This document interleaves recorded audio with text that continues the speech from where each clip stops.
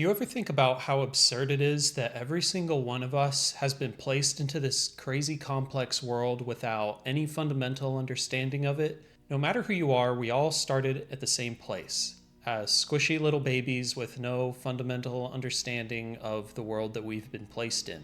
And collectively, nobody really understands where the universe came from, where anything came from, why any of it exists, and nobody can completely explain all of the laws and mechanisms behind its operation.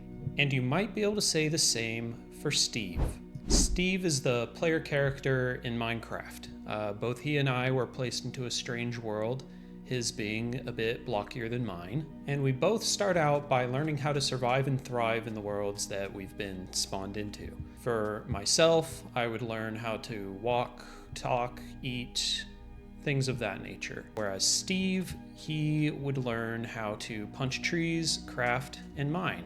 And unfortunately, I don't have many trees around me in this world that I just generated. So let's go walk up to one. All right, here's our tree. So life is sort of like a game.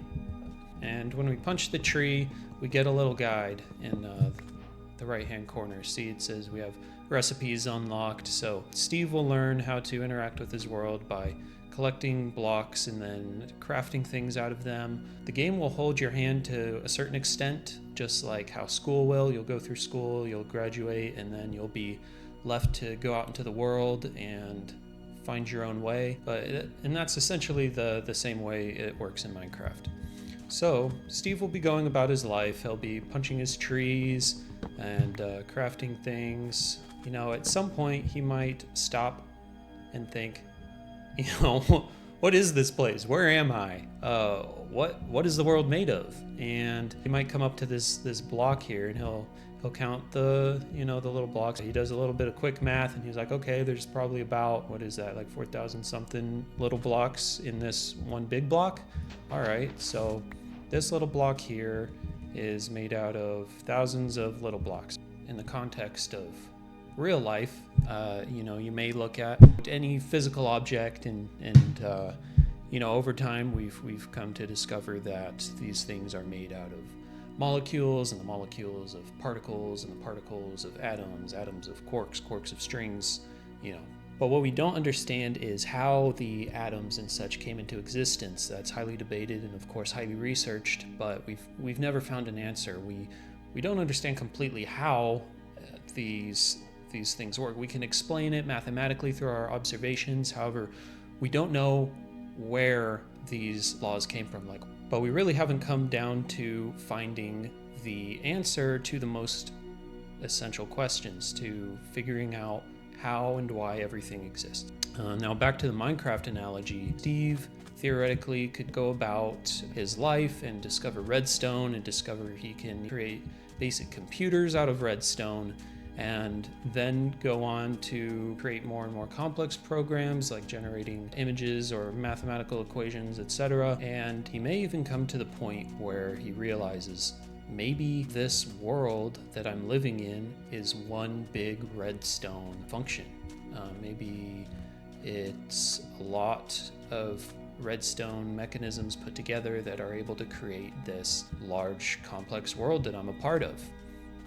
And in that, he would be correct. However, he could never truly understand that his world was created through a programming language named Java by a man named Marcus Persson, and that everything he's seeing is a graphical rendering that was produced by computer code. He would never be able to fully grasp that entire concept.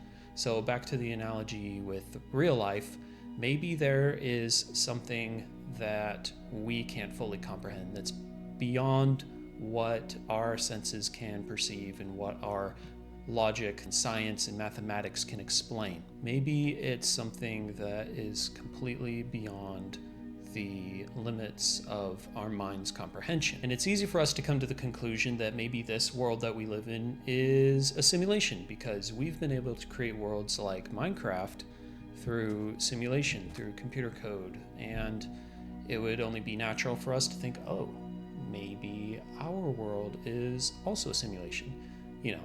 if Steve were to come to that conclusion, he'd be correct. And who knows, maybe the world is a simulation. However, I think that we use the analogy of the world being a simulation because it's convenient, because it's what we understand. However, that may not be the case. I think there's something deeper. Am I going to pretend that I know the answers? No, I definitely don't know the answers. But this is the kind of weird stuff I think of when I'm walking around in Minecraft and building things.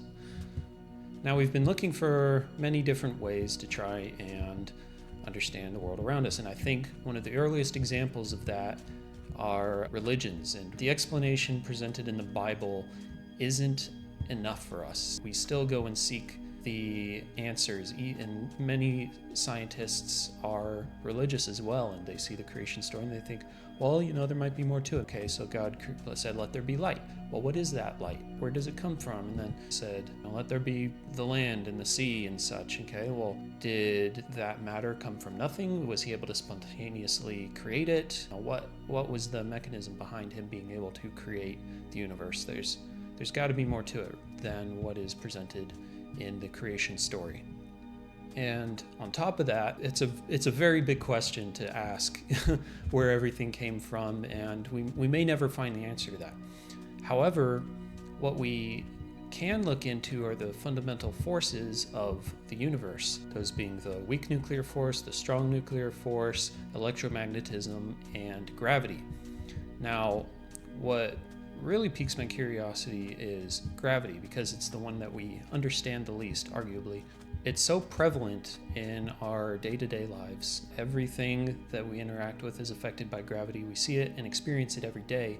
However, we really have no idea how exactly it works. We understand electromagnetism very well. We use it every day, and we manipulate it very effectively in our day-to-day lives with all of our technology. However, gravity, we are not able to manipulate in any sort of way. We've never been able to create a anti-gravity machine. We're still in the early stages of proving different gravitational theories. And it's kind of crazy to me to think that one of the things that we deal with the most day to day is something that we understand the least. And I think any breakthrough in gravitational understanding would be massive for the future of mankind. Just think of all of the technologies that could come out of that. We could create spacecraft that could warp gravity and maybe even travel to the speed of light. It would revolutionize transportation even on Earth as well. We wouldn't need cars or airplanes. We could just zip around anywhere we want. And I'm sure there's many other applications. That's just the first thing that comes to mind.